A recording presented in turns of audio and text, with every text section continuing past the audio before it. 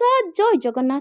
आज होछि एप्रिल मास 10 तारिख शुक्रवार। आज दिन जकर गुरुत्वपूर्ण खबर पर आसंतु नजर पकाइबा। भिडियोटी को शेष पर्यंत देखंतु।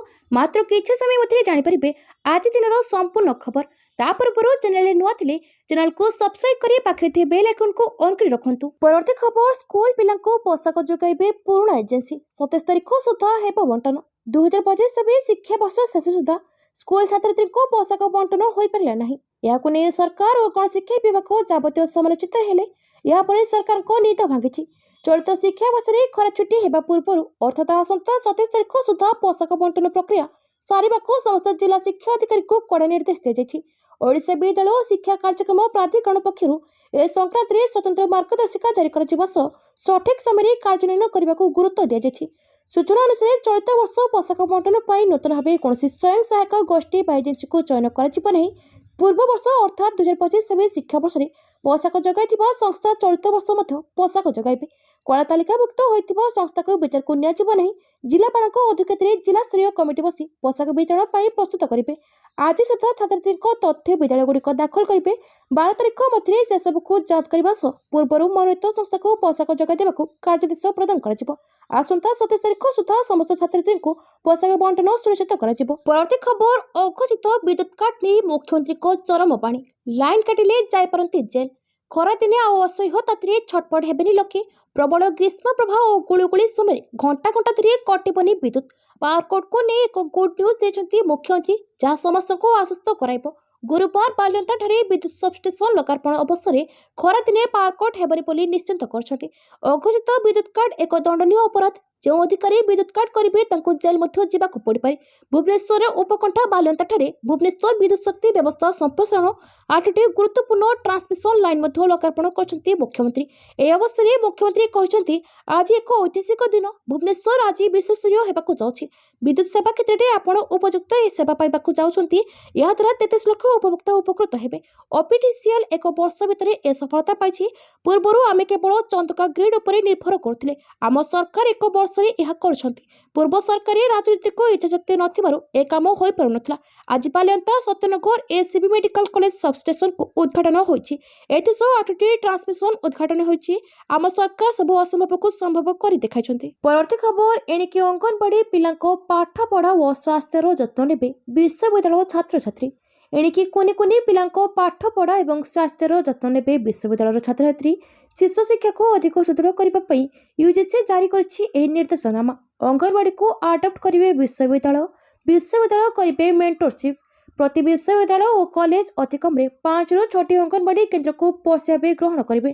फील्ड वर्क सामाजिक सेवा एवं इंटर्नशिप छात्र छात्री को यह सहायक हेब। मुख्य शासन सचिव सम्मेलन पर नीति आयोग कार्य विवरणी प्रकाश पाई। समस्त कुलपति और अधिक को चिठी लिखि जनाइला यूजीसी। प्रारंभिक शिशु शिक्षा को गुरुत्व दे सरकार ए मास्टर प्लान प्रस्तुत कर विशेषकर शिक्षा मनोविज्ञान पोषण एवं समाज मंगल विभाग छात्री माने अंगनवाड़ी केन्द्र को जाई पिला विकास में सहयोग करेंगे। यह द्वारा 3 ରୁ 6 वर्षर शिशु मान गुणात्मक शिक्षा मिलवा सह उच्च शिक्षा अध्ययनरत छात्र छात्री माने पेशागत अनुभूति हासिल करेंगे। उभय सरकारी और बेसरकारी शिक्षानुष्ठान पर यह नियम लागू होगाकू जाउछि। यह केवल शिक्षा नुहे बरं समाज प्रति छात्र समाज दायित्वबोध को आहरी वृद्धि करिब। परवर्ती खबर आज कालबैशाखी वर्षा भिजिब सारा ओडिशा वार्निंग जारी कला पाणीपाग विभाग। राज्य में गत किछि दिन हेबो नियमित कालबैशाखी प्रभाव में वर्षा पवन घड़घड़ी लगी रही। आज मध्य राज्यर विभिन्न जिले में प्रबल वर्षा संभावना थिबा पूर्वानुमान करिछि पाणीपाग विभाग।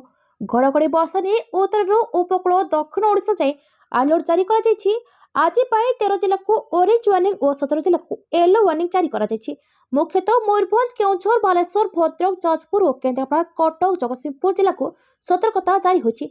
सेपरि शनिवार दिन रायगढ़ कोरापुट मालकानगिरी पुरी खर्दा नयगढ़ गंजाम और गजपति जिला को कालबैशाखी नहीं येलो अलर्ट जारी होछि। आज और आसंता काली किछि स्थान रे बिजुली घड़घड़ी सह प्रबल वर्षा संभावना रही। एही समय 50 ରୁ 60 किलोमीटर बेगरे पवन बहिपारे। यह सह आगामी 4 दिन पर्यंत राज्य में विभिन्न जिले में बिजुली घड़घड़ी सह वर्षा संभावना दर्शाई आंचलिक पाणीपाग विज्ञान केन्द्र। परवर्ती खबर मुख्यमंत्री अध्यक्षता आज बसिबो कैबिनेट बैठक। आज मोहन सरकार को 38तम गुरुत्वपूर्ण कैबिनेट बैठक अनुष्ठित होगाकू जाउछि। ଲୋକସେବା ଭବନରେ ପୂର୍ବାହ୍ନ 11টাରେ ମୁଖ୍ୟମନ୍ତ୍ରୀ ମଞ୍ଚଳ ମାଝୀଙ୍କ ଅଧ୍ୟକ୍ଷତାରେ ଏହି ବୈଠକ ବସିବ। ଏଥିରେ ପଞ୍ଚାୟତିରାଜ, ନିର୍ମାଣ, ରାଜସ୍ୱ, ବିଦ୍ୟାଳୟ ଓ ଗଣଶିକ୍ଷା ସହ ଅନ୍ୟାନ୍ୟ ବିଭାଗର ଗୁରୁତ୍ୱପୂର୍ଣ୍ଣ ପ୍ରସ୍ତାବ ଆସିବ। ସବୁଠାରୁ ଗୁରୁତ୍ୱପୂର୍ଣ୍ଣ ଭାବେ ପାନୀୟ ଜଳ ସମ୍ପର୍କିତ ଏକ ନୂତନ ନୀତି ଉପରେ ଆଲୋଚନା ହେବ। ସରକାରଙ୍କ ଲକ୍ଷ୍ୟ ରାଜ୍ୟର ସମସ୍ତ ଘରକୁ ପାଇପ୍ ଯୋଗେ ପାନୀୟ ଜଳ ପହଞ୍ଚାଇବା। ଏହା ସହ ଜଳ ଯୋଗାଣର ରକ୍ଷଣାବେକ୍ଷଣ ପାଇଁ ମଧ୍ୟ ନୂଆ ବ୍ୟବସ୍ଥା ଅଣାଯିବାକୁ ପ୍ରସ୍ତାବ ରହିଛି। ଏହାଛଡ଼ା ନିର୍ମାଣ ବିଭାଗ ପକ୍ଷରୁ ଗୋଟିଏ ଗୁରୁତ୍ୱପୂର୍ଣ୍ଣ ସେତୁ ପାଇଁ ଟେଣ୍ଡର ପ୍ରସ୍ତାବ ମଧ୍ୟ ଆସିବାକୁ ଥିବାରୁ ଏଥିରେ ଅନୁମୋଦନ ମିଳିପାରେ। ରାଜ୍ୟରେ ବିଜେପି ସରକାରକୁ ଆସିବା ପରେ ଏପର୍ଯ୍ୟନ୍ତ 37ଟି କ୍ୟାବିନେଟ୍ ବୈଠକ ହୋଇସାରିଛି। ସେଥିରେ ସୁଭଦ୍ରା ଯୋଜନା, ଚାଷୀଙ୍କ ପାଇଁ ସହାୟତା ଓ ବୃଦ୍ଧମାନଙ୍କ ପାଇଁ ଭତ୍ତା ଭଳି ନିଷ୍ପତ୍ତି ନିଆଯାଇଛି। ତେବେ ଆଜି ହେବାକୁ ଥିବା ଏହି ବୈଠକର ନିଷ୍ପତ୍ତି ଉପରେ ସମସ୍ତଙ୍କ ନଜର ରହିଛି। ପରବର୍ତ୍ତୀ ଖବର, ଯେଉଁ ନଦୀଗୁଡ଼ିକର ଜଳସ୍ରୋତ ପୁରା ବନ୍ଦ ହୋଇଯାଇଛି ସେଗୁଡ଼ିକର ପୁନରୁଦ୍ଧାର ହେବ। ପ୍ରାଚୀ, ଧନୁଆ, ଦୟା ନଦୀର ହେବ ପୁନରୁଦ୍ଧାର। ଭୁବନେଶ୍ୱର ଆଖପାଖରେ ଥିବା କେନାଲଗୁଡ଼ିକର RIDF ସ୍କିମ୍ ମାଧ୍ୟମରେ କିଭଳି ମରାମତି ହୋଇପାରିବ ଏହା ଉପରେ ଦୃଷ୍ଟି ଦିଆଯିବ। ଏଭଳି କିଛି କହିଛନ୍ତି ମୁଖ୍ୟମନ୍ତ୍ରୀ ମଞ୍ଚଳ ମାଝୀ। ମୁଖ୍ୟମନ୍ତ୍ରୀ କହିଛନ୍ତି, ଗତ ବଜେଟରେ ସଞ୍ଜୀବନୀ ନାମରେ ଏକ ଯୋଜନା କରିଛୁ। ସେଥିରେ ଯେଉଁ ନଦୀଗୁଡ଼ିକର ଜଳସ୍ରୋତ ପୁରା ବନ୍ଦ ହୋଇଯାଉଛି ସେଗୁଡ଼ିକର ପୁନରୁଦ୍ଧାର ହେବ। ସେଥିଲାଗି ପ୍ରାଚୀ ନଦୀ ପାଇଁ 300 କୋଟି, ଧନୁଆ ନଦୀ ପାଇଁ 75 କୋଟି ଓ ଦୟା ନଦୀ ପାଇଁ 170 କୋଟି ଟଙ୍କା ବ୍ୟବହୃତ କରାଯାଇଛି। ଅଘୋଷିତ ବିଦ୍ୟୁତ୍ କାଟ ନେଇ ମୁଖ୍ୟମନ୍ତ୍ରୀଙ୍କ ଚରମ ବାଣୀ। ଲାଇନ୍ କାଟିଲେ ଯାଇପାରନ୍ତି ଜେଲ୍। ସେଭଳି କେନାଲଗୁଡ଼ିକର ମରାମତି ପାଇଁ 400 କୋଟି ଟଙ୍କା ଖର୍ଚ୍ଚ ହେବ। ଭୁବନେଶ୍ୱର ଉପକଣ୍ଠ ଅଞ୍ଚଳର ଉନ୍ନତି ପାଇଁ ମୋଟ ଉପରେ 1000 କୋଟି ଟଙ୍କା ଖର୍ଚ୍ଚ କରାଯିବ। ଏଥିପାଇଁ ଆମ ସରକାର ବଜେଟରେ ଆର୍ଥିକ ବ୍ୟବସ୍ଥା କରିଛନ୍ତି। ଏହାଦ୍ୱାରା ନଦୀଗୁଡ଼ିକରେ ପୁନର୍ବାର ଜଳସ୍ରୋତ ପ୍ରବାହ ଠିକ୍ ହୋଇପାରିବ ବୋଲି ମୁଖ୍ୟମନ୍ତ୍ରୀ କହିଛନ୍ତି। ପରବର୍ତ୍ତୀ ଖବର, ଆଜାଦନଗର ବିସ୍ଫୋରଣ ମାମଲାର ତଦନ୍ତକୁ ଜୋରଦାର କଲା NIA। ଏୟାରଫିଲ୍ଡ ଥାନାରେ ତନାଘନ। ଭୁବନେଶ୍ୱର ଆଜାଦନଗର ବିସ୍ଫୋରଣ ମାମଲାର ତଦନ୍ତ ପାଇଁ ଏୟାରଫିଲ୍ଡ ଥାନାରେ ପହଞ୍ଚିଲା NIA ଟିମ୍। ବିସ୍ଫୋରଣ ଘଟଣାରେ ଅପରାଧୀକୁ ଆତଙ୍କୀ ଲିଙ୍କକୁ ନେଇ ତନାଘନ କରୁଛି NIA। ବୋମାରେ ବ୍ୟବହୃତ ଉନ୍ନତ ମାନର ଗନ୍ ପାଉଡର କେଉଁଠୁ ଆସିଲା ତାର ମଧ୍ୟ ଛାନଭିନ୍ କରୁଛି ଟିମ୍। ଘଟଣାସ୍ଥଳରୁ ମିଳିଥିବା ବୋମା ସାମଗ୍ରୀକୁ ପରୀକ୍ଷା ପାଇଁ ଫରେନ୍ସିକ୍ ଲ୍ୟାବ୍ ପଠାଯାଇଥିଲା। ରିପୋର୍ଟ ଆସିବା ପରେ ଏବେ ତଦନ୍ତକୁ ଜୋରଦାର କରିଛି NIA। ଜାନୁଆରୀ 27 ତାରିଖରେ ସୁନ୍ଦରପଦା ଆଜାଦନଗରରେ ବିସ୍ଫୋରଣ ହୋଇଥିଲା। ବିସ୍ଫୋରଣରେ ମୁଖ୍ୟ ଅଭିଯୁକ୍ତ ସେହନୱାଜ ମଲ୍ଲିକ ଏବଂ ତା ମାଙ୍କର ମୃତ୍ୟୁ ହୋଇଥିଲା। ଏହି ଘଟଣାରେ ମାମଲା ରୁଜୁ କରି ପୂର୍ଣ୍ଣ ତଦନ୍ତ ଭାର ନେଇଛି NIA ଟିମ୍। ଅନ୍ତରାଜ୍ୟ ଲିଙ୍କ ପୂର୍ବ ଅପରାଧିକ ମାମଲା ସମ୍ପର୍କରେ ଖୋଳତାଡ଼ ହେବ। ପରବର୍ତ୍ତୀ ଖବର, ଦୂର ହେଲା 5 କେଜି ଗ୍ୟାସ୍ ସମସ୍ୟା। ଏଣିକି ପେଟ୍ରୋଲ ପମ୍ପରେ ବି ଭରି ପାରିବେ ଟାଙ୍କି। 5 କେଜି ଗ୍ୟାସ୍ ବିତରଣ ନେଇ ଯୋଗାଣ ମନ୍ତ୍ରୀ କୃଷ୍ଣଚନ୍ଦ୍ର ଜେନାଙ୍କ ବଡ଼ ସୂଚନା। ଏଣିକି 5 କେଜି LPG ଗ୍ୟାସ୍ ମିଳିବାରେ ସମସ୍ୟା ରହିବ ନାହିଁ। ପ୍ରଚୁର ମାତ୍ରାରେ ଉପଲବ୍ଧ ହେବ। ଗ୍ୟାସ୍ କମ୍ପାନୀମାନେ 5 କେଜି LPG ଗ୍ୟାସ୍ ଉପଲବ୍ଧ କରାଇବେ। ଏପରିକି ପେଟ୍ରୋଲ ପମ୍ପରେ ବି ମିଳିବ 5 କେଜିଆ ଗ୍ୟାସ୍। ଯୋଗାଣ ମନ୍ତ୍ରୀ କହିଛନ୍ତି, 5 କେଜି ଗ୍ୟାସ୍କୁ ନେଇ ଦ୍ୱନ୍ଦ୍ୱ ସୃଷ୍ଟି ହୋଇଥିଲା। ଆମେ ତାକୁ ଦୂର କରିବୁ। 5 କେଜିଆ LPG ଗ୍ୟାସ୍ ପ୍ରଚୁର ମାତ୍ରାରେ ଉପଲବ୍ଧ ହେବ। ଗ୍ୟାସ୍ କମ୍ପାନୀମାନେ ଉପଲବ୍ଧ କରାଇବେ। ଭାରତ ସରକାରଙ୍କର ଫ୍ରି ଟ୍ରେଡ୍ LPG ସ୍କିମ୍ ମାଧ୍ୟମରେ ଏହା ଉପଲବ୍ଧ ହେବ। କେବଳ ଆଇଡେଣ୍ଟି କାର୍ଡ ଦେଖାଇକି ଏହାକୁ ନେଇପାରିବେ। 5 କେଜି ଗ୍ୟାସ୍ ନେବା ପାଇଁ 1537 ଟଙ୍କା ଦେବାକୁ ପଡ଼ିବ। ରିଫିଲ୍ ପାଇଁ 593 ଟଙ୍କା ଦେବାକୁ ପଡ଼ିବ। କେବଳ କମ୍ପାନୀ ସିଲିଣ୍ଡର ହିଁ ଫିଲ୍ ହେବ। ଏ ବାହାର ସିଲିଣ୍ଡର ହୋଇପାରିବ ନାହିଁ। IOCL ଓ SPCL, BPCL ହିଁ ନେଇପାରିବେ। ଯେକୌଣସି ସ୍ଥାନରୁ ଚାହିଁଲେ ନେଇପାରିବେ। ଯେଉଁ ଏଜେନ୍ସି କଳାବଜାରୀ କରିବେ ତାଙ୍କ ଉପରେ କାର୍ଯ୍ୟାନୁଷ୍ଠାନ ନିଆଯିବ। ପରବର୍ତ୍ତୀ ଖବର, ପ୍ରକାଶ ପାଇଲା OSS TET ରେଜଲ୍ଟ। ପାସର ଏତିକି। ପ୍ରକାଶ ପାଇଲା OSS TET 2025 ରେଜଲ୍ଟ। ଅପରାହ୍ନ 4ଟା ପରଠାରୁ ୱେବସାଇଟ୍ରେ ରେଜଲ୍ଟ ଉପଲବ୍ଧ ହୋଇଛି। ଚଳିତ ଥର ପାସର 72.38% ରହିଛି। 72.38% ଆଶାୟୀ ଉତ୍ତୀର୍ଣ୍ଣ ହୋଇଥିବା ନେଇ BSE ପକ୍ଷରୁ ସୂଚନା ପ୍ରଦାନ କରାଯାଇଛି। ଗତ ଜାନୁଆରୀ ମାସ 21 ତାରିଖରେ OSS TET ପରୀକ୍ଷା ଅନୁଷ୍ଠିତ ହୋଇଥିଲା। ପରୀକ୍ଷା ପାଇଁ 56,456 ପରୀକ୍ଷାର୍ଥୀ ଫର୍ମ ଫିଲ୍ଅପ୍ କରିଥିଲେ। ଉଭୟ ପେପର 1 ଓ 2 ପରୀକ୍ଷା ଦେଇଥିଲେ ଆଶାୟୀ। ଅପରାହ୍ନ 5ଟା ପରଠୁ ୱେବସାଇଟ୍ରୁ ସାର୍ଟିଫିକେଟ୍ ଡାଉନଲୋଡ୍ କରିଥିଲେ। ପାସ୍ ପରୀକ୍ଷାର୍ଥୀମାନେ ସେମାନଙ୍କ ସାର୍ଟିଫିକେଟ୍ ମଧ୍ୟ ୱେବସାଇଟ୍ରୁ ଡାଉନଲୋଡ୍ କରିପାରିବେ। ଯେଉଁମାନେ ଅକୃତକାର୍ଯ୍ୟ ହୋଇଛନ୍ତି ସେମାନେ ଆଗାମୀ 7 ଦିନ ମଧ୍ୟରେ OMR ସିଟ୍ ବୋର୍ଡରୁ ନେଇପାରିବେ। ଯେଉଁମାନେ ଉତ୍ତୀର୍ଣ୍ଣ ହୋଇନାହାନ୍ତି OMR ସିଟ୍ ଡାଉନଲୋଡ୍ କରିପାରିବେ। ପରବର୍ତ୍ତୀ ଖବର, 10 କୋଟି ଟଙ୍କାର ସୁନା ଲୁଟ୍ର ହେବ ପର୍ଦ୍ଦାଫାଶ। ରାଜା ସାହାଣୀକୁ 7 ଦିନ ରିମାଣ୍ଡରେ ନେଲା ମହୀଶୂର ପୋଲିସ। ଦୁର୍ଦ୍ଦାନ୍ତ ଅପରାଧୀ ରାଜା ସାହାଣୀକୁ 7 ଦିନ ରିମାଣ୍ଡରେ ନେଲା ମହୀଶୂର ପୋଲିସ। ଚୌଦ୍ୱାର ଜେଲରୁ କଡ଼ା ସୁରକ୍ଷା ବଳୟ ମଧ୍ୟରେ ରାଜାକୁ ନେଲା ପୋଲିସ। ମହୀଶୂର ସୁନା ଦୋକାନ ଲୁଟ୍ ଘଟଣାରେ ପଚରାଉଚରା କରିବ ପୋଲିସ। ଚୌଦ୍ୱାର ଜେଲରୁ 2 ଦୁର୍ଦ୍ଦାନ୍ତ ଅପରାଧୀ ମଧୁକାନ୍ତ ଓ ରାଜା ସାହାଣୀ ଫେରାର ହୋଇଥିଲେ। ଫେରାରର 7 ମାସ ପରେ କଟକ କମିଶନରେଟ୍ ପୋଲିସକୁ ଚକମା ଦେଇ ଏହି ରାଜ୍ୟରୁ ସେହି ରାଜ୍ୟକୁ ବୁଲିଥିବା ରାଜାକୁ ଋଷିକେଶରୁ ଗିରଫ କରିଥିଲା କଟକ ସ୍ପେଶାଲ ସ୍କ୍ୱାଡ୍।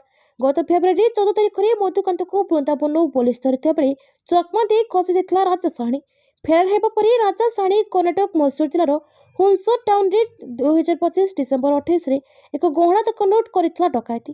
ଦିନ ପ୍ରାୟ 2ଟା ସମୟରେ ହୁନସୁର ବସଷ୍ଟାଣ୍ଡ ନିକଟରେ ଥିବା ସ୍କାଏ ଗୋଲ୍ଡ ଏବଂ ଡାଇମଣ୍ଡ ଗହଣା ଦୋକାନରୁ ରାଜା ନେତୃତ୍ୱରେ 5 ଜଣ ମୁଖା ପିନ୍ଧା ଦୁର୍ବୃତ୍ତ ବ୍ଲାଙ୍କ ଫାୟାରିଂ କରି ମାତ୍ର 6 ମିନିଟ୍ରେ 8 କେଜି ସୁନା ଓ ହୀରା ଅଳଙ୍କାର ଲୁଟି ନେଇଥିଲେ। ପରବର୍ତ୍ତୀ ଖବର, ରାଜ୍ୟର ପ୍ରତ୍ୟେକ ସ୍ଥାନ ଉପରେ ରହିବ ସରକାରଙ୍କ ନଜର।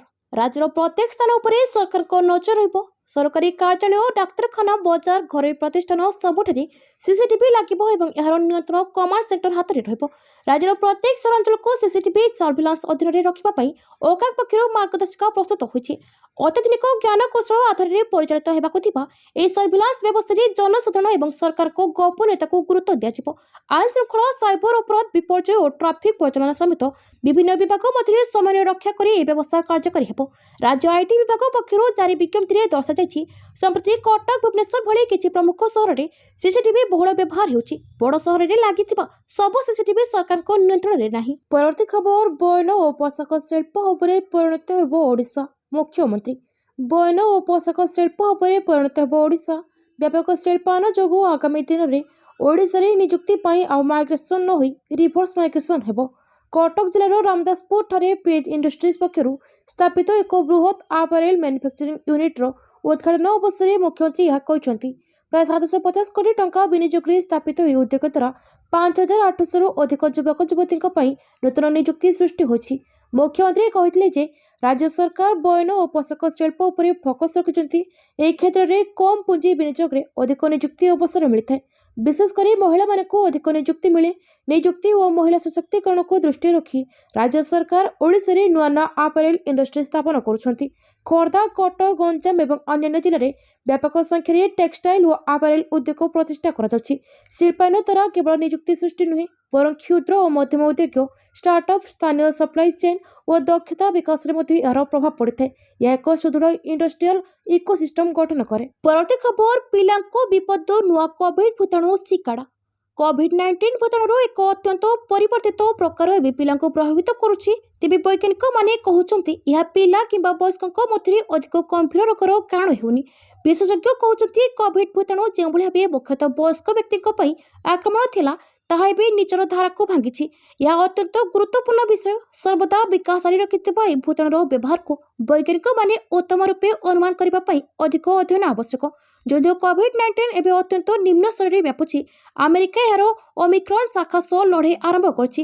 ଏହି ପ୍ରକାର BA.3.2 ନାମରେ ପରିଚିତ ଏହାକୁ ସିକାଡା ଭାବେ ନାମିତ କରାଯାଇଛି। ଦୀର୍ଘ ବର୍ଷ ଧରି ମାଟି ତଳେ ଉଭାନ ହେବା ପରେ ପୁନଃ ଦୃଶ୍ୟମାନ ହେଉଥିବା କୀଟର ସାମର୍ଥ୍ୟକୁ ଲକ୍ଷ୍ୟ କରି ଭୂତାଣୁକୁ ଏହି ନାମ ଦିଆଯାଇଛି। ପରବର୍ତ୍ତୀ ଖବର, ସସ୍ମିତ ପାତ୍ରଙ୍କ ଇସ୍ତଫାପତ୍ରକୁ ଗ୍ରହଣ କଲେ ବିଜେଡି ସଭାପତି ନବୀନ ପଟ୍ଟନାୟକ।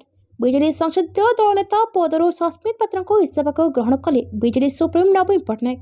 ବିଜେଡି ସଭାପତି ନବୀନ ପଟ୍ଟନାୟକ କାଲି ରାଜ୍ୟସଭା ସାଂସଦ ଡକ୍ଟର ସସ୍ମିତ ପାତ୍ରଙ୍କ ସଂସଦୀୟ ଦଳ ନେତା ପଦରୁ ଇସ୍ତଫା ଗ୍ରହଣ କରିଛନ୍ତି। ସସ୍ମିତ ପାତ୍ର ରାଜ୍ୟସଭାରେ ବିଜେଡି ସଂସଦୀୟ ଦଳର ନେତା ଭାବେ କାର୍ଯ୍ୟ କରୁଥିଲେ। ସେ ନିଜ ପଦରୁ ଇସ୍ତଫା ଦେଇଛନ୍ତି ଏବଂ ତାଙ୍କର ଏହି ଇସ୍ତଫା ପତ୍ରକୁ ଦଳୀୟ ସଭାପତି ଅନୁମୋଦନ କରିଛନ୍ତି। ସସ୍ମିତ ପାତ୍ରଙ୍କ ଇସ୍ତଫା ପରେ ଏବେ ରାଜ୍ୟସଭାରେ ଦଳର ନେତୃତ୍ୱ କିଏ ନେବ ସେ ନେଇ ଆଲୋଚନା ଆରମ୍ଭ ହେଉଛି। ସସ୍ମିତ ଜଣେ ଦକ୍ଷ ଏମ୍ପି ଭାବେ ଦିଲ୍ଲୀ ଦରବାରରେ ଓଡ଼ିଶାର ସ୍ୱର ଉଠାଇ ଆସୁଥିଲେ, ତେଣୁ ତାଙ୍କର ଏହି ନିଷ୍ପତ୍ତି ଦଳ ପାଇଁ ବେଶ୍ ଗୁରୁତ୍ୱପୂର୍ଣ୍ଣ ବୋଲି କୁହାଯାଉଛି। ପରବର୍ତ୍ତୀ ଖବର, 15,000 ଟନ୍ ଏଲ୍ପିଜି ନେଇ ମୁମ୍ବାଇରେ ପହଞ୍ଚିଲା ଭାରତୀୟ ଜାହାଜ ଗ୍ରୀନ୍ ଆଶା। ଇରାନ ଯୁଦ୍ଧ ଯୋଗୁଁ ସୃଷ୍ଟି ହୋଇଥିବା ଶକ୍ତି ସଂକଟ ମଧ୍ୟରେ ଭାରତୀୟ ତୈଳ ଟ୍ୟାଙ୍କର ଗ୍ରୀନ୍ ଆଶା ମୁମ୍ବାଇରେ ପହଞ୍ଚିଛି। 15,000 ଟନ୍ ଏଲ୍ପିଜି ବହନ କରୁଥିବା ଏହି ଜାହାଜ ମୁମ୍ବାଇରେ ପହଞ୍ଚିଛି। ଏହି ଭାରତୀୟ ଜାହାଜ ହରମୁଜ ପାଣି ପାର ହୋଇ ମୁମ୍ବାଇରେ ପହଞ୍ଚିଛି। ଇରାନ ଏବଂ ଆମେରିକା ଏବଂ ଇସ୍ରାଏଲ ମଧ୍ୟରେ 2 ସପ୍ତାହର ଯୁଦ୍ଧବିରତି ଘୋଷଣା କରାଯାଇଛି। ଇରାନ ମଧ୍ୟ ହରମୁଜ ପାଣି ଖୋଲିବା ଘୋଷଣା କରିଛି। ଫଳସ୍ୱରୂପ ଏହି ସମୟ ମଧ୍ୟରେ ଆହୁରି ଅନେକ ଜାହାଜ ଭାରତରେ ପହଞ୍ଚିପାରେ। ଗ୍ରୀନ୍ ଆଶା ଜାହାଜ 15,400 ଟନ୍ ଏଲ୍ପିଜି ସହିତ ନଭି ମୁମ୍ବାଇର ଜବାହରଲାଲ ନେହେରୁ ବନ୍ଦର କର୍ତ୍ତୃପକ୍ଷରେ ପହଞ୍ଚିଛି। ଜେଏନ୍ପିଏ କହିଛି ଯେ ଭାରତୀୟ ପତାକାଯୁକ୍ତ ଏଲ୍ପିଜି ଜାହାଜ ଗ୍ରୀନ୍ ଆଶାକୁ ଆଜି ସ୍ୱାଗତ କରାଯାଇଥିଲା। ଜାହାଜଟି ସଫଳତାର ସହ ହରମୁଜ ପାଣି ଦେଇ ଆସିଥିଲା। ପରବର୍ତ୍ତୀ ଖବର, ବିନା ଫାସ୍ଟ୍ୟାଗ୍ରେ ଚଲାଉଛନ୍ତି କି ଗାଡ଼ି? 10 ଏପ୍ରିଲରୁ ନୂଆ ଟୋଲ୍ ନିୟମ। ଦେଶର ଟୋଲ୍ ପ୍ଲାଜାରେ ପେମେଣ୍ଟ ସିଷ୍ଟମରେ ହେବାକୁ ଯାଉଛି ବଡ଼ ପରିବର୍ତ୍ତନ।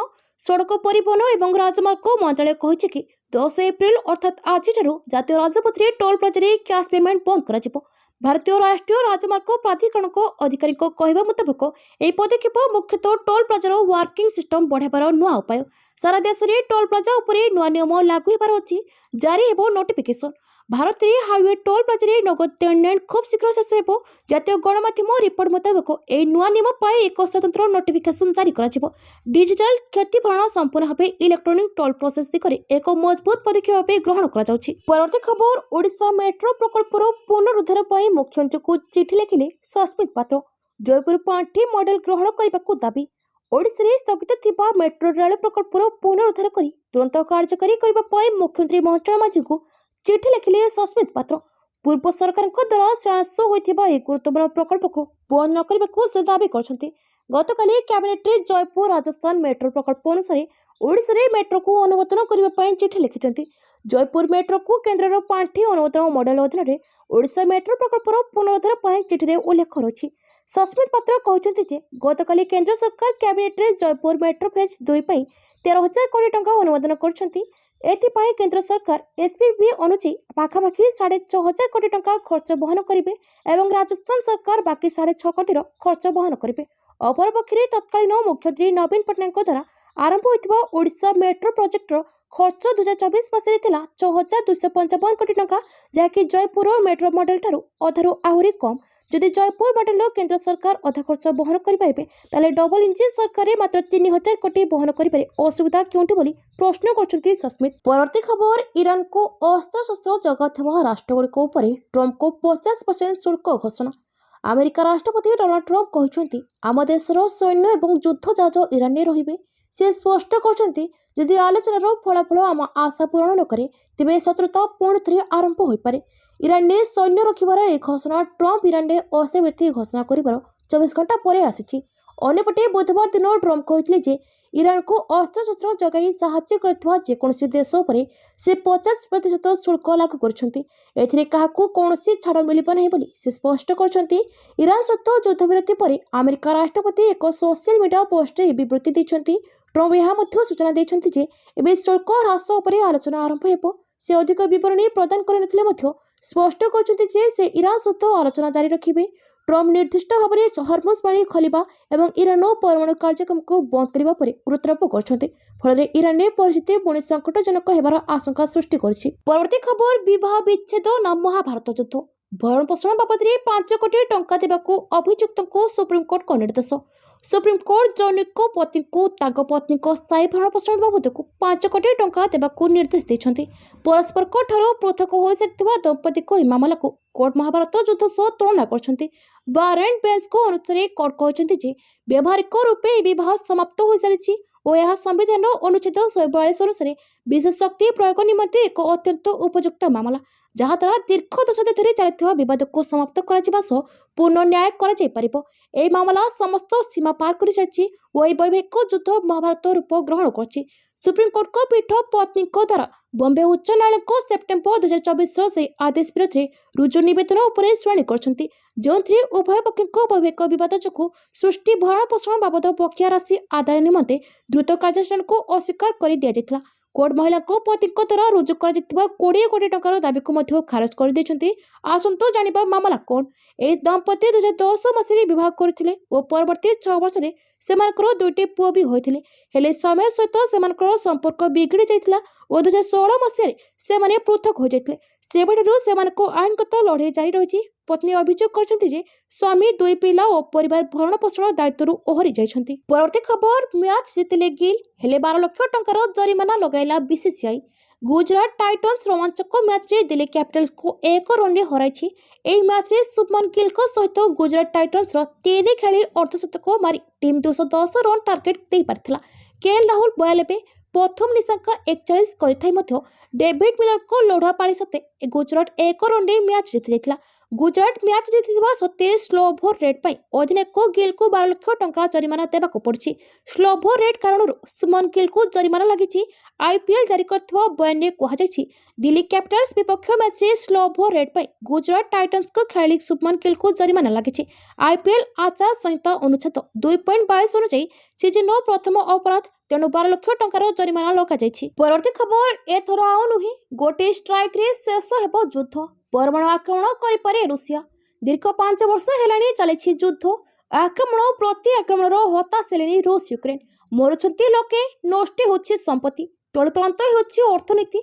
एथर आउ नुहे भांगी पुटिन धैर्य यूक्रेन उपरे हेबो भयंकर आक्रमण गोटे स्ट्राइक रे सबु शेष यूक्रेन उपरे परमाणु आक्रमण करने को योजना करछि मस्को पुटिन सरकार जड़ित रूसर एक बड़ व्यवसायी तथा मीडिया लीडर यह बयान देवा पर यूक्रेन में भयर वातावरण खेली जाइए बयान देते व्यवसायी तथा रूस सरकारी समर्थक चैनल साग्राड मालिक कन्स्टांटिन माल्पिवो परमाणु आक्रमण ही युद्धर निर्णायक होब बोली से चेतावनी देते यूक्रेन युद्ध क्षमता पर चिंतित रूस परमाणु अटैक आशंका युद्ध दीर्घ दिन है लगी रही दुई देश क्लांत हो पड़े। परवर्ती खबर पेट्रोल पंप रे एही मानकु गैस देबे सरकार किछि दिन टणा अटड़ा पर शेष 5 किलो गैस वितरण पर निष्पत्ति नहीं सरकार एणिकी 5 किलो गैस पेट्रोल पंप रे मिलिबो बोली कहते मंत्री कृष्णचंद्र पात्र छात्री प्रवासी श्रमिक दिन मजुरिया आदि सेमानकर प्रमाणपत्र देखाई पेट्रोल पंप रू गैस नहीं पारे आगु बाहर गैस बिक्री हेब नहीं बोली मंत्री घोषणा करथिले चारिआडू यहाको विरोध करबा परे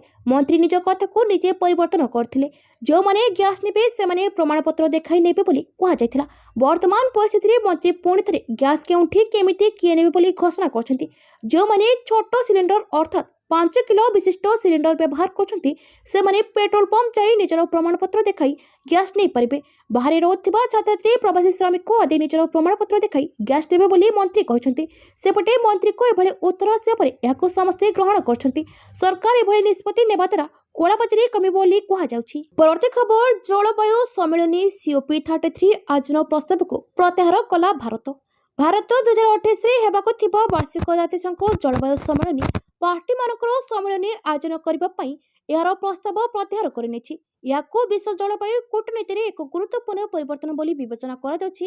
प्रधानमंत्री नरेंद्र मोदी 2023 दुबई अनुष्ठित COP28 समय COP33 आयोजन करबा पई भारतर प्रस्ताव देथिले या परे सरकार को प्रस्तुति आरंभ करथिले जुलाई 2025 रे परिवेश मंत्रालय 2028 रे हेबाको थिबा ए प्रमुख सम्मेलनी पई पृथ्वीगत एवं लॉजिस्टिक आवश्यकता पूरण करबा पई एक स्वतंत्र COP33 सेल प्रतिष्ठा करथिला प्रधानमंत्री सेतबेले ए प्रस्ताव देथिले जहा द्वारा जलवायु परिवर्तन विरोध रे विश्व लड़ाई रे भारतर वर्धित भूमिका एवं नेतृत्व उपरे आलोकपात करा जायथिला। परवर्ती खबर नासा रो आर्टेमिस 2 मिशन रे समस्या ओरियन महाकाशयान रे खराब हिला $23 नियुत मूल्यर शौचालय अमेरिका महाकाश गवेषणा संस्था नासार ऐतिहासिक आर्टेमिस 2 मिशन एवं चंद्र परिक्रमा सरी पृथ्वी अभिमुखे फेरुछि तेबे यात्रा समय ओरियन महाकाशयान थिबा प्राय $23 नियुत मूल्यर स्पेस टॉयलेट बा शौचालय बड़धरण त्रुटि देखा देछि।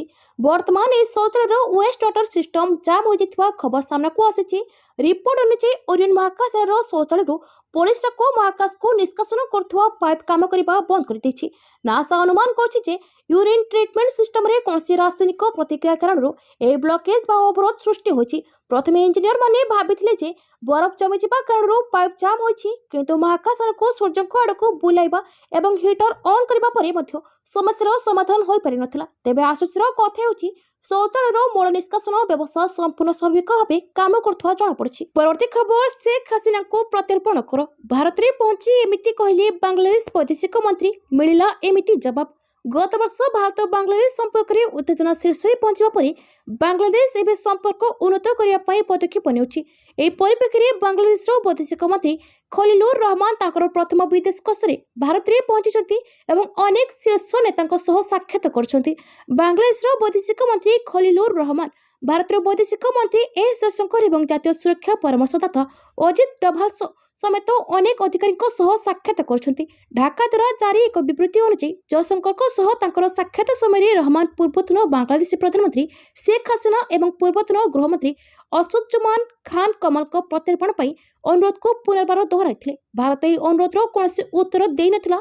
रहमान कहते जे प्रधानमंत्री तारिक रहमान को नेतृत्व में बांग्लादेश नेशनलिस्ट पार्टी सरकार बांग्लादेश प्रथमे नीति उपरे आधारित यार वैदेशिक नीति परिचालना करिबो। परवर्ती खबर क्रीड़ा प्रतियोगिता उपरे मध्यप्राच्य युद्ध प्रभावित जून पर्यंत घुंचिला दोहा डायमंड लीग।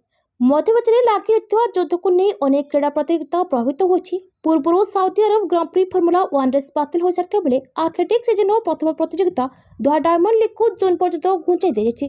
आसंता मास 8 तारिख में डायमंड लीग प्रथम चरण आयोजित होबार मात्र युद्ध प्रभावित कतार क्रीड़ा प्रतियोगिता आयोजन करने संभव हो पारि नाही। आयोजक प्राथमिक पर्यायर जून 19 तारिख को दोहा डायमंड लीग घुंचाई दैछन्ति। परवर्ती खबर एयरलाइंस कंपनी को बड़ आश्वस्ति। सरकार को एही निष्पत्ति पर कमी पारे विमान टिकेट मूल्य। ପଶ୍ଚିମ ଏସିଆରେ ତିକ୍ତତା କମ୍ ହେବା ପରେ ଭାରତ ସରକାର ଏବେ ବିମାନ ଯାତ୍ରୀଙ୍କ ପାଇଁ ବଡ଼ ଆଶ୍ୱସ୍ତି ଦେଇଛନ୍ତି। ବେସାମରିକ ବିମାନ ଚଳାଚଳ ମନ୍ତ୍ରଣାଳୟ ବୁଧବାର ଘରୋଇ ଏୟାରଲାଇନ୍ସଙ୍କ ପାଇଁ ଏୟାରପୋର୍ଟରେ ଲାଗୁଥିବା ଲ୍ୟାଣ୍ଡିଂ ଏବଂ ପାର୍କିଂ ଶୁଳ୍କରେ 25% ଛାଡ଼ କରିବାକୁ ଘୋଷଣା କରିଛନ୍ତି। ଏହି ପଦକ୍ଷେପର ଉଦ୍ଦେଶ୍ୟ ବିମାନ ଇନ୍ଧନ ବା ଏଟିଏଫ୍ର ବଢ଼ିଥିବା ଦାମ ପରେ ବି ବିମାନ ଟିକେଟ୍ ଦାମକୁ ନିୟନ୍ତ୍ରଣରେ ରଖିବା। କାହିଁକି ଏହି ନିଷ୍ପତ୍ତି? ବେସାମରିକ ବିମାନ ଚଳାଚଳ ମନ୍ତ୍ରଣାଳୟ ମନ୍ତ୍ରୀ ରାମମୋହନ ନାଇଡୁ କହିଛନ୍ତି, ବୈଶ୍ୱିକ ପରିସ୍ଥିତି ବିଶେଷ କରି ପଶ୍ଚିମ ଏସିଆ ସଂକଟ କାରଣରୁ ବିମାନ ଇନ୍ଧନ ଦାମ ବୃଦ୍ଧି ଦେଖିବାକୁ ମିଳିଛି। ଏମିତିରେ ଏୟାରଲାଇନ୍ସର ପରିଚାଳନା ଖର୍ଚ୍ଚ ବୋଝ ବଢ଼ିଛି। ଯଦି ସରକାର ଏ ପଦକ୍ଷେପ ନ ନେବେ ତେବେ ଏୟାରଲାଇନ୍ସ ଏହାର ସିଧା ବୋଝ ଯାତ୍ରୀଙ୍କ ଉପରେ ପକାଇବେ। ପରବର୍ତ୍ତୀ ଖବର, ହୁମାୟୁନ କବୀରଙ୍କ ସହିତ ବିଜେପିର 1000 କୋଟିର ଡିଲ୍, ଗମ୍ଭୀର ଅଭିଯୋଗ ଆଣିଲା ଟିଏମସି। ବିଜେପି ଏବଂ ତୃଣମୂଳ କଂଗ୍ରେସ 2026 ପଶ୍ଚିମବଙ୍ଗ ବିଧାନସଭା ନିର୍ବାଚନ ପାଇଁ ଜୋରଦାର ପ୍ରଚାର ଆରମ୍ଭ କରିଛନ୍ତି। ପ୍ରଧାନମନ୍ତ୍ରୀ ନରେନ୍ଦ୍ର ମୋଦି କାଲି ହଳଦିଆ, ଆସାନସୋଲ ଏବଂ ସିଉଡ଼ିରେ 3ଟି ରାଲିକୁ ସମ୍ବୋଧିତ କରିଛନ୍ତି। ମତଦାନ ସ୍ଥାନ ଚୟନ ସୂଚାଇଥାଏ ଯେ ବିଜେପି ଯେଉଁ ଅଞ୍ଚଳରେ ସଫଳତା ହାସଲ କରିଛି ସେଠାରେ ସମର୍ଥନକୁ ସୁଦୃଢ଼ କରିବା ପାଇଁ ପ୍ରୟାସ କରୁଛି। ଶାସକ ତୃଣମୂଳ କଂଗ୍ରେସର ଗଡ଼ ବୋଲି ବିବେଚିତ ଅଞ୍ଚଳଗୁଡ଼ିକରେ ମଧ୍ୟ ବିଜେପି ପ୍ରବେଶ କରିବାକୁ ଚାହୁଁଛି। ପ୍ରଧାନମନ୍ତ୍ରୀଙ୍କ ଆସାନସୋଲରେ ଦ୍ୱିତୀୟ ରାଲି ପଶ୍ଚିମ ବର୍ଦ୍ଧମାନରେ ଶିଳ୍ପାଞ୍ଚଳରେ ଅନୁଷ୍ଠିତ ହେବ, ଯାହାକୁ ଥରେ ବିଜେପି ଗଡ଼ ବୋଲି ବିବେଚନା କରାଯାଉଥିଲା। ଦଳ 2021ରେ ଆସାନସୋଲ ଲୋକସଭା ଆସନ ଏବଂ ଏହାର 2ଟି ସଂଲଗ୍ନ ବିଧାନସଭା ନିର୍ବାଚନୀ ମଣ୍ଡଳୀ ମଧ୍ୟରୁ ଗୋଟିଏ ଜିତିଥିଲା। ଗତ ବିଧାନସଭା ନିର୍ବାଚନରେ ଆସାନସୋଲ ଦକ୍ଷିଣ ଆସନ ବିଜେପିର ଅଗ୍ନିମିତ୍ର ପାଲ ଜିତିଥିଲେ। ପରବର୍ତ୍ତୀ ଖବର, ଏକ୍ସଟ୍ରା ଖେଳାଳିଙ୍କ ପାଇଁ ନିୟମ, ମ୍ୟାଚ୍ ବେଳେ ଗ୍ରାଉଣ୍ଡକୁ ଏଣ୍ଟ୍ରି ମନା, ଅଚାନକ ବିସିସିଆଇ ବଦଳାଇଲା ନିୟମ। ଚଳିତ ଆଇପିଏଲରେ ଅତିରିକ୍ତ ଖେଳାଳିମାନଙ୍କ ପାଇଁ ବିସିସିଆଇ ନୂଆ ନିୟମ ଲାଗୁ କରିଛି। ମ୍ୟାଚ୍ ସମୟରେ କୌଣସି ଦଳର ଅତିରିକ୍ତ ଖେଳାଳି ଗ୍ରାଉଣ୍ଡ ମଧ୍ୟରେ ପ୍ରବେଶ କରିପାରିବେ ନାହିଁ। ବିନା ଅନୁମତିରେ ଖେଳୁଥିବା ପ୍ଲେୟାରକୁ ପାଣି ବି ପିଆଇ ପାରିବେ ନାହିଁ। କେବଳ ମ୍ୟାଚ୍ ପାଇଁ ଦଳ ମ୍ୟାଚ୍ ରେଫରିଙ୍କୁ ପ୍ରଦାନ କରିଥିବା 16 ଜଣିଆ ଦଳରେ ରହିଥିବା ଖେଳାଳିମାନେ ମ୍ୟାଚ୍ ଚାଲିଥିବା ସମୟରେ ଗ୍ରାଉଣ୍ଡ ଭିତରେ ପ୍ରବେଶ କରିପାରିବେ। ବାକି ଖେଳାଳି ଡଗ୍ ଆଉଟ୍ରେ ବସିପାରିବେ। ସୂଚନାଯୋଗ୍ୟ, ପ୍ରତ୍ୟେକ ଫ୍ରାଞ୍ଚାଇଜ୍ 25 ଜଣିଆ ଦଳ ଗଠନ କରିବାର ନିୟମ ରହିଛି। ମ୍ୟାଚ୍ ପୂର୍ବରୁ ପ୍ରତ୍ୟେକ ଦଳ କେବଳ 16 ଜଣିଆ ଦଳ ତାଲିକା ମ୍ୟାଚ୍ ରେଫରିଙ୍କୁ ପ୍ରଦାନ କରିବେ।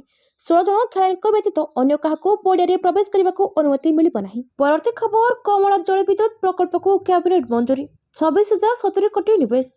ପ୍ରଧାନମନ୍ତ୍ରୀ ନରେନ୍ଦ୍ର ମୋଦିଙ୍କ ଅଧ୍ୟକ୍ଷତାରେ ଅନୁଷ୍ଠିତ ଅର୍ଥନୈତିକ ବ୍ୟାପାର ସଂକ୍ରାନ୍ତ କ୍ୟାବିନେଟ୍ କମିଟି ଅରୁଣାଚଳ ପ୍ରଦେଶ କାମଲେ, କ୍ରା ଦାଦି ଏବଂ କୁରୁଙ୍ଗ କମେ ଜିଲ୍ଲାରେ କମଳାଚଳ ବିଦ୍ୟୁତ ପ୍ରକଳ୍ପ ନିର୍ମାଣ ପାଇଁ 26,069.50 କୋଟି ଟଙ୍କାର ନିବେଶକୁ ଅନୁମୋଦନ କରିଛନ୍ତି। ଏହି ପ୍ରକଳ୍ପର ସମାପ୍ତ ଅବଧି 96 ମାସ ହେବ ବୋଲି ଆକଳନ କରାଯାଇଛି। 1720 ମେଗାୱାଟ ସ୍ଥାପିତ କ୍ଷମତା ବିଶିଷ୍ଟ ଏହି ପ୍ରକଳ୍ପରୁ 6,870 ଏମୟୁ ଶକ୍ତି ଉତ୍ପାଦନ ହେବ ବୋଲି ଆଶା କରାଯାଉଛି। ଏହି ପ୍ରକଳ୍ପରୁ ଉତ୍ପାଦିତ ବିଦ୍ୟୁତ ଅରୁଣାଚଳ ପ୍ରଦେଶ ରାଜ୍ୟରେ ବିଦ୍ୟୁତ ଯୋଗାଣ ସ୍ଥିତିକୁ ସୁଦୃଢ଼ କରିବ, ସର୍ବାଧିକ ଚାହିଦା ପରିଚାଳନାରେ ସହାୟତା କରିବ, ଜାତୀୟ ଗ୍ରିଡ୍ ସନ୍ତୁଳନରେ ଯୋଗଦାନ ଦେବ ଏବଂ ବ୍ରହ୍ମପୁତ୍ର ଉପତ୍ୟକାରେ ବନ୍ୟା ନିୟନ୍ତ୍ରଣ ଲାଭ ପ୍ରଦାନ କରିବ। ପରବର୍ତ୍ତୀ ଖବର, 20 ଘଣ୍ଟା ଧରି କେଦାରନାଥରେ ଲାଗି ରହିଛି ତୁଷାରପାତ, ଏପ୍ରିଲ 22ରେ ଖୋଲିବ ଦ୍ୱାର। କେଦାରନାଥରେ ତୁଷାରପାତ କମିବାର ନାଁ ନେଉନି। ମଙ୍ଗଳବାର ଠାରୁ ଲଗାତାର ଭଗବାନଙ୍କ ଶିବଙ୍କ ତୀର୍ଥସ୍ଥାନରେ ତୁଷାରପାତ ଲାଗି ରହିଛି, ଯାହା ତୀର୍ଥଯାତ୍ରୀଙ୍କ ଯାତ୍ରାରେ ବାଧା ସୃଷ୍ଟି କରୁଛି। ଭଗବାନଙ୍କ ଦର୍ଶନ କରିବାକୁ ଥିବା ଭକ୍ତଙ୍କ ପାଇଁ ଏପ୍ରିଲ 22 ତାରିଖରେ କେଦାରନାଥ ଦ୍ୱାର ଖୋଲିବାର ଯୋଜନା ରହିଛି। ଡିସେମ୍ବର ଏବଂ ଜାନୁଆରୀ ମାସରେ ବାବା କେଦାରନାଥଙ୍କ ମନ୍ଦିର ତୁଷାରପାତ ମୁକ୍ତ ଥିବା ବେଳେ ଏପ୍ରିଲ ମାସରେ ଅଧିକ ତୁଷାରପାତ ହେଉଛି। ଏହାରି ମଧ୍ୟରେ ଶ୍ରୀ ବଦ୍ରୀ କେଦାର ମନ୍ଦିର କମିଟି ବିନୀତ ପୋଷ୍ଟି କହିଛନ୍ତି ଯେ ଗତ 20 ଘଣ୍ଟା ଧରି ଲଗାତାର ଭାବେ ତୁଷାରପାତ ହେଉଛି। ଏଥିସହ ସେ କହିଛନ୍ତି ଯେ 19 ଏପ୍ରିଲ ଅକ୍ଷୟ ତୃତୀୟାରେ ଗଙ୍ଗୋତ୍ରୀ ଏବଂ ଯମୁନୋତ୍ରୀ ମନ୍ଦିରର ଦ୍ୱାର ଖୋଲିବ। ଗଙ୍ଗୋତ୍ରୀ ଏବଂ ଯମୁନୋତ୍ରୀ ମନ୍ଦିରର ଏବେ ସମ୍ପୂର୍ଣ୍ଣ ଭାବେ ବରଫରେ ଘୋଡ଼େଇ ହୋଇ ରହିଛି। ଗମୁଖ ଟ୍ରେକ୍ ପ୍ରାୟ ଅଧ ଫୁଟ ବରଫରେ ଆଚ୍ଛାଦିତ ହୋଇ ରହିଛି।